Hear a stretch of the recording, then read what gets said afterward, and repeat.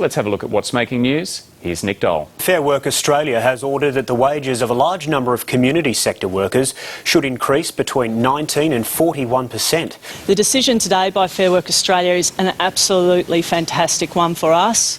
We got everything we asked for. Simon, a fair decision? Look, I think it is. I mean, look, there's no doubt. If you do a fair day's work, you should get a fair day's pay. Judith's rolling her eyes there, so you go. I actually don't think you understand this at all, Simon. It's a terrible decision.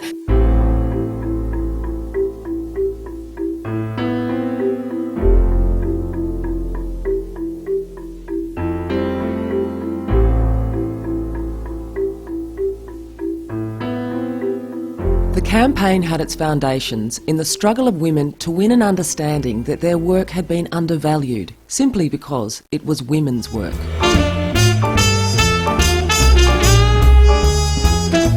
We pay tribute to the struggle of our sisters and brothers in Queensland, who in 2009 laid the foundations for everything that was to follow. It all began in Queensland in 2009 when our branch ran a pay equity case. They awarded increase of between 18 and 30%. Ever since then, the ASU has had our eyes fixed on that light on the hill.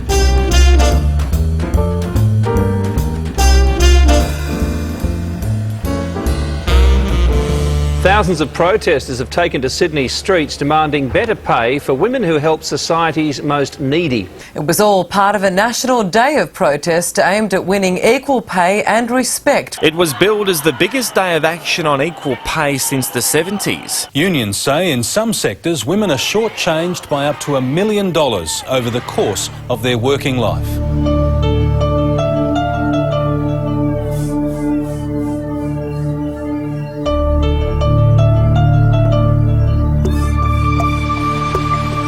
A pay rally has suddenly transformed into a flash mob style performance at State Parliament.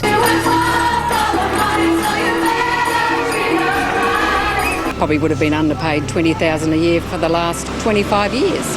That means that I don't have the superannuation that I should have. How wide is the disparity between men and women pay in the community services sector? Look, it can be up to 37%. Women in 2010 still don't earn the same money as men do. And the real problem's this: industries that are dominated by women are undervalued. Welcome to Equal Pay Day.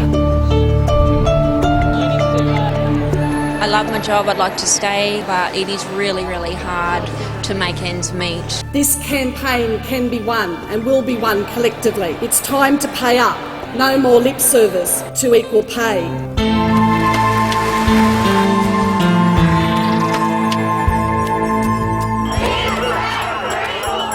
The disparity on average for women is 18%, a gender pay gap. In the community sector, it's up to 37%. This week, the ASU lodged a landmark case with Fair Work Australia, seeking to lift the pay of more than 200,000 workers by 25%. I want to be paid fairly and equitably. We love our job, and we don't want to go anywhere else, but, you know, we struggle to pay the bills that we have to pay. These workers were told that they could never win and they should give up. These comments never weighed them down, nor undermined their determination. But the case is facing outright opposition. The Australian Federation of Employers and Industries, which represents employers in the community services sector, says the low wages have nothing to do with gender. For over 3 years, week in and week out, we took our fight to the community, to the media, to our parliaments and to the streets. Our members have fought long and hard. They have rallied, they've sent kisses. We've been dancing for equal pay, flash mobs outside MPs' offices and in State Parliament. We've been bringing together workers in the sector, employers in the sector, peak bodies, asking for our sector to be valued.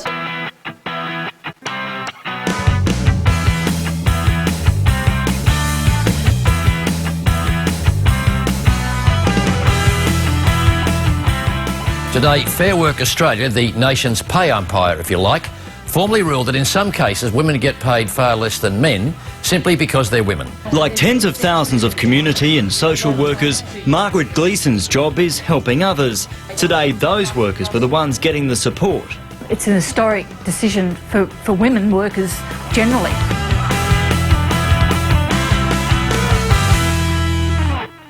So today, it's with very great pleasure that I welcome the Prime Minister of Australia, Julia Gillard.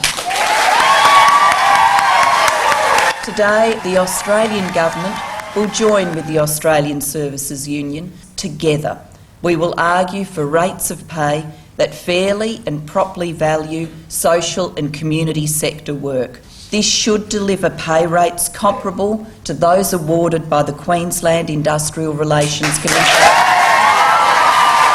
The federal government will clearly state that we'll fund our share of the pay rises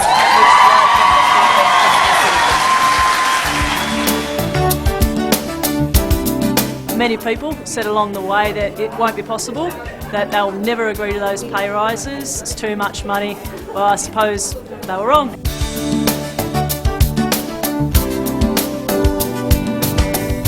This campaign could never have been won in a court or in Parliament. It was won by everyday Australians who believed their cause was just and who were willing to do whatever it took.